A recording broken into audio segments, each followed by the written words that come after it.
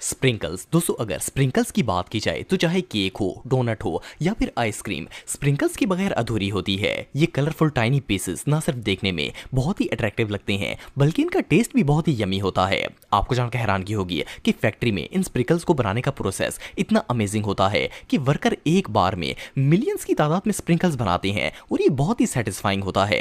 Sprinkles को बनाने के लिए 3 मेन इंग्रेडिएंट्स यूज होते हैं जिनमें शुगर पाउडर, कॉर्न स्ट्रेच और फूड कलर शामिल होते हैं। फैक्ट्री के अंदर इन तीनों इंग्रेडिएंट्स को एक लार्ज मिक्सचर में डालकर शुगर सिरप की मदद से अच्छी तरह मिक्स किया जाता है जिससे ये एक डो की फॉर्म में आ जाते हैं। फिर इस डो को एक और मशीन में डाला जाता है जिसके अंदर छोटे छोटे बारीक होल्स बने होते हैं। डो इस मशीन में जाती है और लंबी लंबी स्पैगेटीज की शक्ल में बाहर आना शुरू हो जाती है। सिर्फ इतना ही नहीं बल्कि इन मशीन्स के अंदर मोल्ड्स भी बने होते हैं जिनकी मदद से हार्ट, राउंड, स्टार्स, बाल और इवन दर्जनों डिफरेंट शेप्स की स्प्रिंकल्स तैयार की जाती हैं। इसके बाद इस डो को एक कटर की मदद से छोटे छोटे पीसेस में कट किया जाता है और फिर ये कलरफुल टाइनी पीसेस ड्राई होने के लिए छोड़ दिए जाते हैं। इन्हें अच्छी तरह ड्राई किया जाता है और इसके बाद स्प्रिंकल्स तैयार हो जाते हैं। फिर मशीन इन्हें बोतल्स या जार में फिल कर देती है और इस तरह ये यम्मी लिटिल डेकोरेशन पीसेस आपके केक को 4 चांद लगाने के लिए तैयार हो जाते हैं।